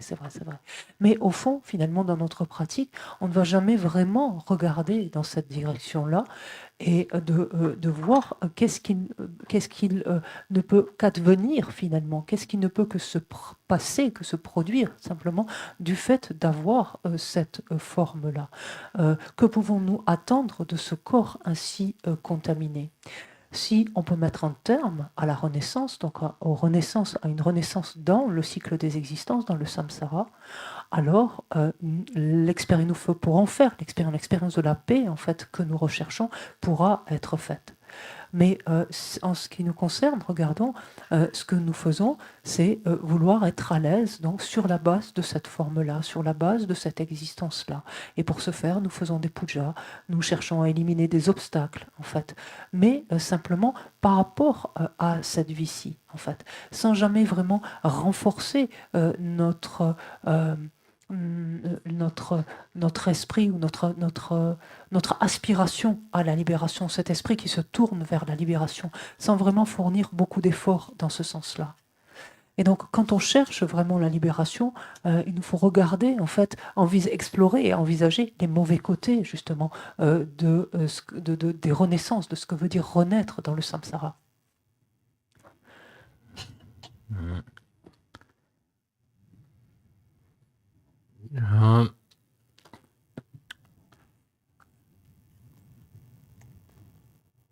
Then there is a kind of a question from this king to the Buddha, but not in the letter to the friend in Nagarjuna's, but in the sutra, they're saying the king, if I cut down the rebirth to the samsara, then what will I get? A good question, isn't it? A big deal. And then Buddha, normally Buddha won't just bring up so many kind of like you can do that and that, but the person sees that person is suitable to practice the bodhicitta. Then he said, start the English 나랑이 하고 말이지. 전주 양라 된다. 팔람야라 게. 그러봐. 다 라소베 아니 다지기 딩해진다. 신에게 초다. 진짜 탐지 아니 루비아 요리스. 아니 어디 인도점에 틀을하다. 아니 연된 가르고르스 송도와.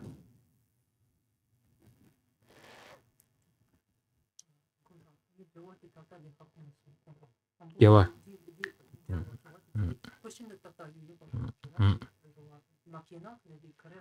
그래서 제장가 쿠란 아니 산지게 람라 두기 두여바데 시그니 두제디 아니 산지게 람라야 산지게 람라야 좀 년도리게만 이베체 산지게 람라야 드여바 시그니 아니 전주 양라 된다 방람 양라 제를 소분 도제 아니 신전시베기 또 참마라 그랬어 다디 개와마가나 되게 말했어. Et là, finalement, le contenu en fait, de cet échange se poursuit, donc non pas dans la lettre à un ami de Nagarjuna, mais dans les sutras. Dans ce sutra, dans lequel en fait le Bouddha, dans lequel le roi qui avait demandé en fait un enseignement au Bouddha, donc portant sur ce qu'était le bonheur, comment atteindre le bonheur. Donc ce roi continua lorsque le Bouddha lui répondit que le bonheur en fait c'était d'interrompre, donc de mettre un terme définitivement aux renaissances. Le roi donc demanda alors au Bouddha, mais si j'interromps en fait ces renaissances, si j'interromps les renaissances dans le samsara, mais qu'est-ce qui m'attend en fait? Et ça c'est une bonne question en fait, c'est une vraie question, non? En fait, qu'est-ce qui nous attend en fait? Et le Bouddha a sa manière habituelle de procéder, c'était de voir si une personne était un réceptacle approprié finalement pour telle ou telle pratique, et en l'occurrence ici, donc pour la pratique.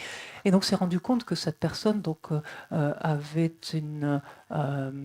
sa lignée en fait de Bouddha était suffisamment active, donc ce potentiel de Bouddha, en tout cas en l'occurrence ici, était suffisamment actif et a indiqué à cette personne que ce qu'il attendait, c'était de pouvoir véritablement emprunter en fait le chemin. En fait, emprunter le chemin des 7 facteurs de l'éveil, de l'octuple chemin, emprunter le chemin de la concentration, c'est-à-dire du calme mental, etc. Ce qui veut dire qu'à défaut, finalement, de ne pas chercher à mettre un terme à ces renaissances, ce chemin-là n'est pas praticable, en fait.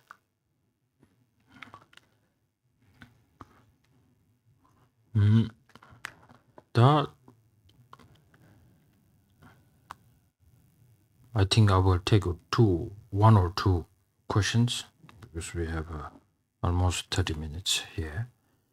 And then before doing that, I think most important part, what I just today covered, is when we talk about true bodhicitta, when we talk about ultimate bodhicitta, So ultimate bodhicitta is the bodhicitta this meditating on an emptiness.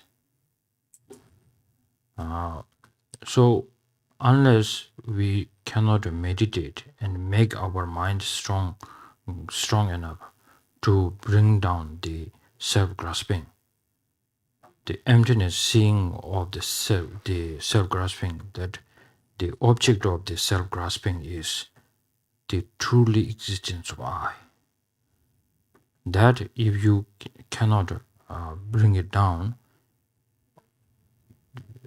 forget about bringing down the self-cherishing, but then all the negative, whatever we still have, this kind of problem will, whether if even you have a good shamatha, a strong meditation, it will not be manifest like we have these negative emotions, but still it is like a seed which is waiting for the sunshine, ready to grow. But with the clouds on, cannot, but one day definitely it will grow. So then there is one metaphor through the debate saying, this kind of field ready to grow. So what to not to make this grow definitely is if the crow comes and take the seed away, then definitely it will not grow. So take the seed away. Who will take the seed away? The crow is not other than meditating on the selflessness. So that's our kind of hope we are talking. So this is also the mind wishing to help others with meditating on a bodhicitta, meditating on emptiness. It's called the ultimate bodhicitta. Normally, how the order works is talk on the conventional bodhicitta and then talk the ultimate bodhicitta. Like look at the three principal aspects of the path. It talks about first renunciation, after that bodhicitta, conventional bodhicitta, and then emptiness. But today, what I just said, put the ultimate, the truth, or the ultimate bodhicitta before, and tomorrow I will talk a little bit of the conventional truth, conventional bodhicitta, sorry. So why? Because most of us, we love bodhicitta, conventional bodhicitta, but we don't want to buy the product of ultimate bodhicitta. So that's why I try to cover that up for today.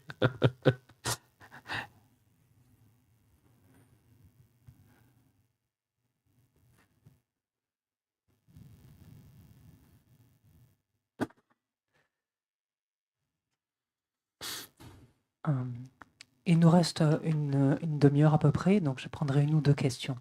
Et juste avant, simplement pour résumer en quelque sorte les points principaux donc, qui ont été couverts aujourd'hui, donc, en relation donc, avec ces deux bodhicittas. Il a été question en fait de la bodhicitta ultime, l'esprit d'éveil ultime, qui n'est autre finalement que la bodhicitta qui médite la vacuité. Qui amène notre esprit à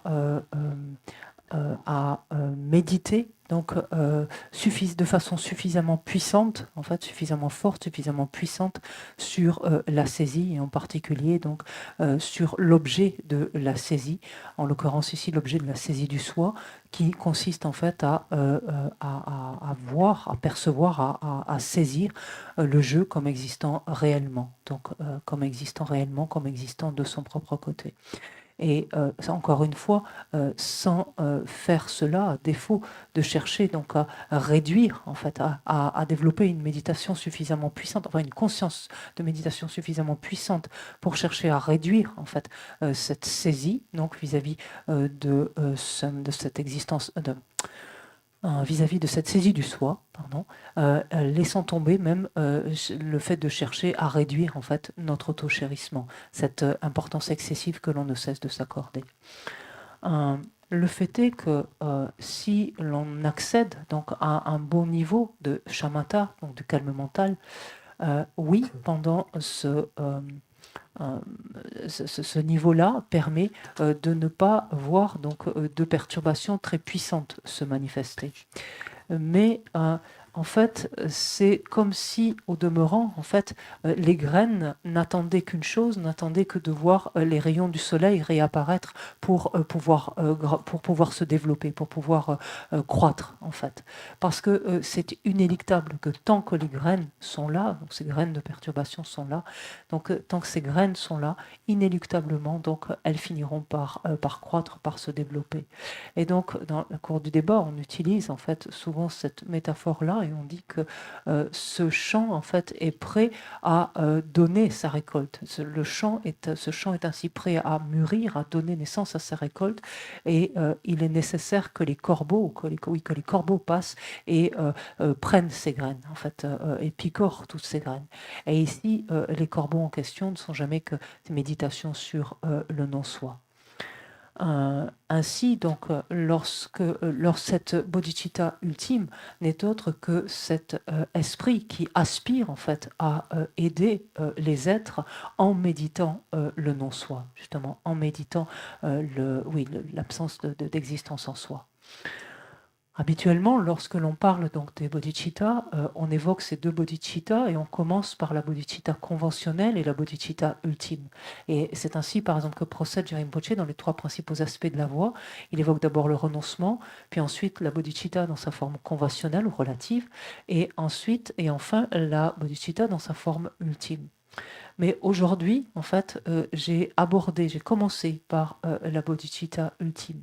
Et demain, donc, je parlerai de la bodhicitta relative.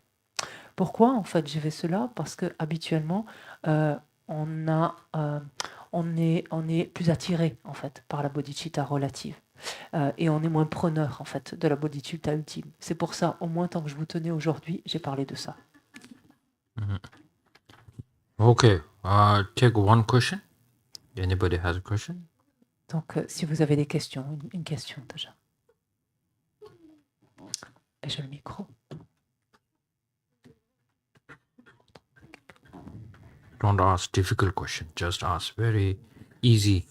Ne me posez pas de questions compliquées, hein, de quelque chose de très simple.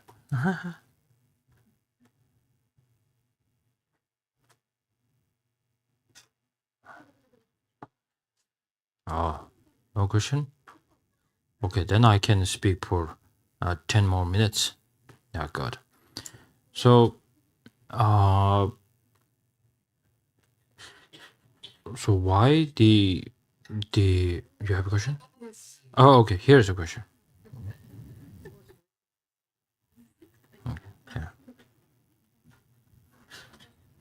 Okay, yeah. Anila. Yes. But my question is about this morning when you were telling the story of the monk and the Buddha saying that impermanence, meditating on impermanence is not a path, if I understood correctly. Yes. And this person is stupid. Yes. So it's a bit shocking. Yeah. No, Yes. just is meditating on impermanence not a path? It is not question. a path. It is onto the path, but not the path. So if you say the road goes to Vajrayogini, and then there is the big highway from Toulouse, and then it kind of has so many roads, different roads. But when you are on the road of Toulouse, you will not say I'm on the path, which is the Vajrayogini road. So once you feel like it's closer to the Vajrayogini road, then you say, oh, this is the path, the Vajrayogini, right? Similarly, when the Buddha has given a teaching, So then all his teaching leads to the how to bring down the self-cherishing, the self-grasping, teaches about emptiness. It leads to that. But then it is not directly, it's not directly teaching on the impermanence. So that's why he's saying, if he really wanted to please me by saying I did a great job, then he should go there and say, I thought that was the real kind of girl, but then I realized this is illusion like a girl. So now I don't have a grasping anymore. If he comes with this, Buddha is super happy. But he comes up with still the image of the truly existence of this girl is there, and then what he just gives a feedback, or he gives the realization to Buddha is truly existence of this girl is there, nothing to do with illusion. But then he said, I meditate on impermanence.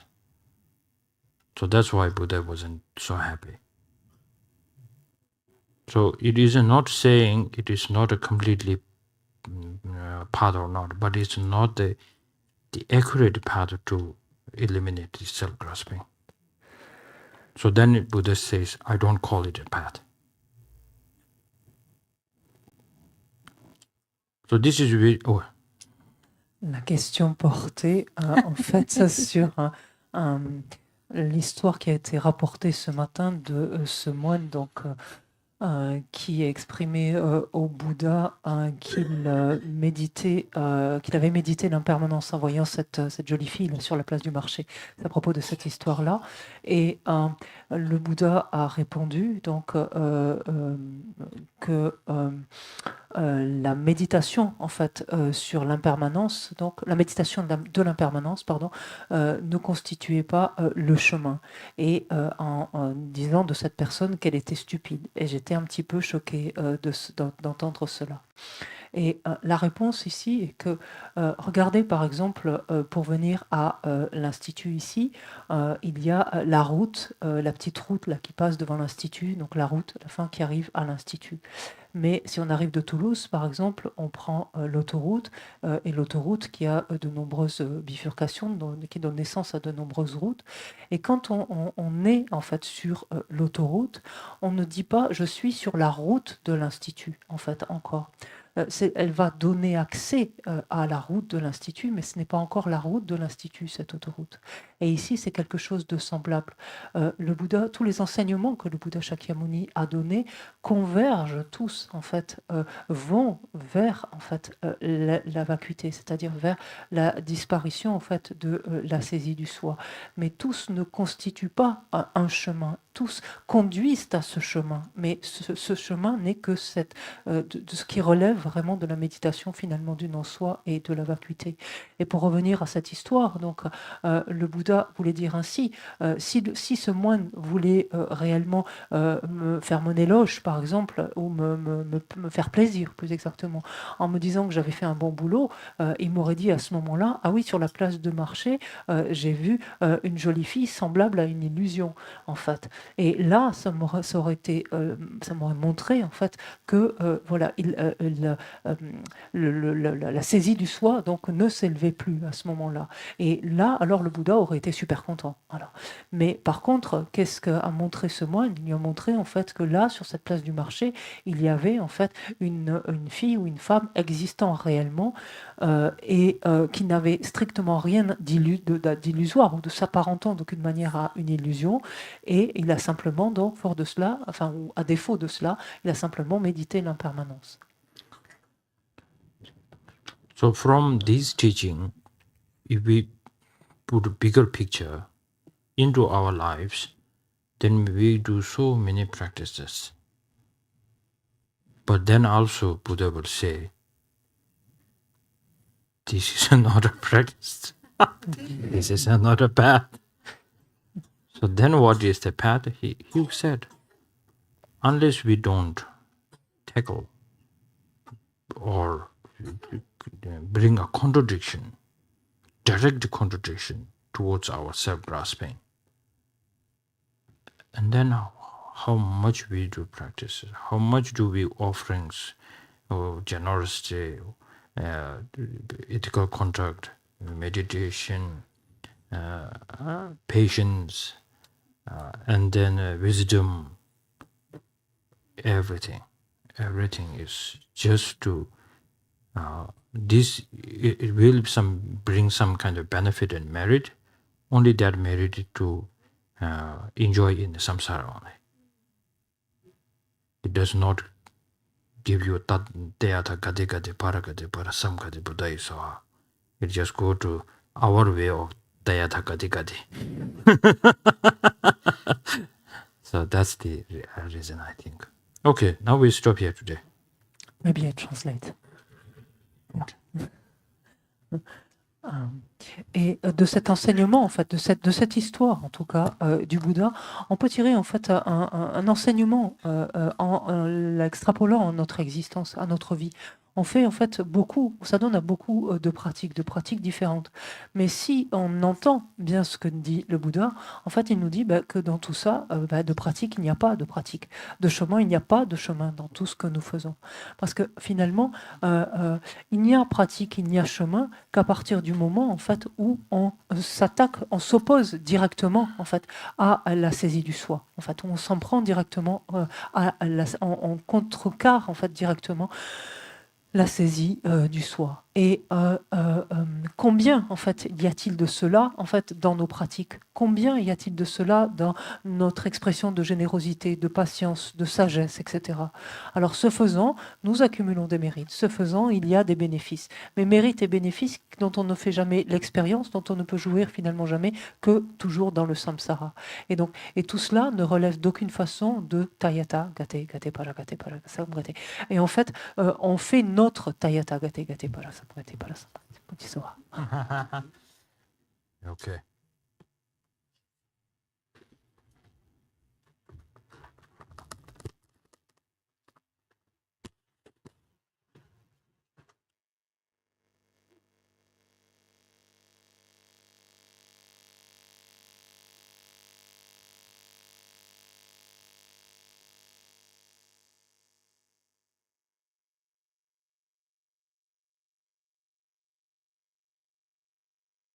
Donc nous allons terminer avec l'offrande du mandala qui se trouve à la page 100.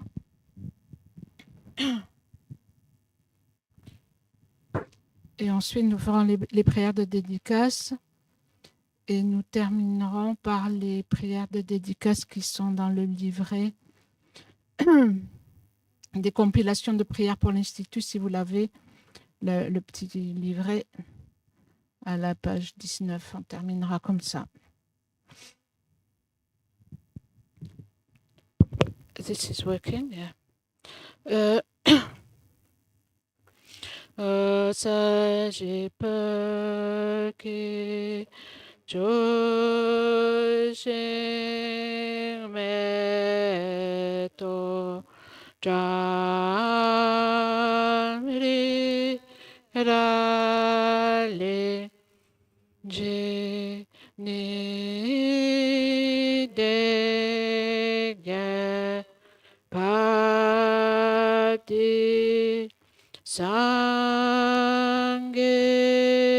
Shinto Mikte Boagi Doko Nanda Shinla Shepa Shoje Tselame Kote Rate Shena Kachile Shosho Ge Parda Loza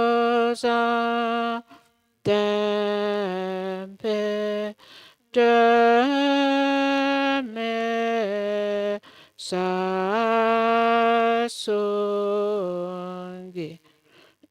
dowe monse tato negyo che idang ranaman kamniyatayami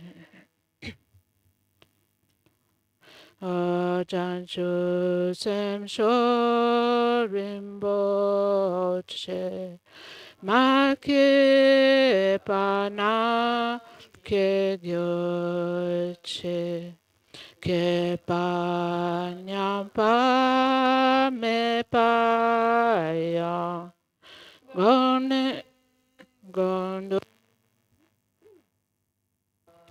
Sho Janju Toni Tawa Rinpoche Make Pana Ke Gyoche Ke Panyampa Me Paya Gone Gondo Bewa Sho Oji Tenkandi Pe De Malu Bagan Le Chong Sampai Shino Kadenso Metending Gatso La Sawate Dushelondo Sho Toninin Jesundu Shupe La Hante Sheset Gantente Dögen Janape Mote Dingatso La Sawades Deden Dojo. On peut chanter la supplication pour le prendre retour de la Masopa Rinpoché. Damete page senyera tolo zangewa yate gyobache Rajan shingi kya yumalu Betende Mamba Jupegele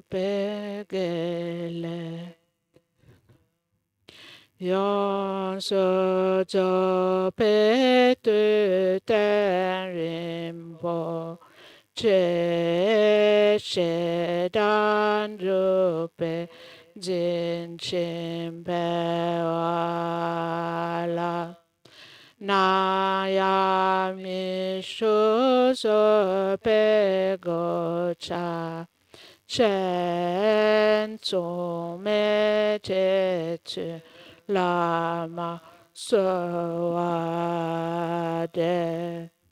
Bene malu chonwe goshi Puge tenda Magyodoai De la chitu tsempatepe Molobo shiwa shedi yirepang Endan chosun gyatsu shinla Dange senanki tu che la poce. Le medem peyan tu salpe.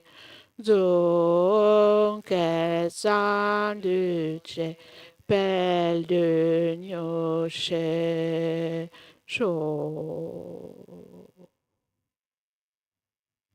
Jitun la me kutsera tenshi nankachin le shoshu padang losan tempe jame sasungi doa munsetal Negyoshi kewa kunto yamda lamada deme cheki pela loncheshi sadan langi ente ragione doje changi gopa nyuto sho.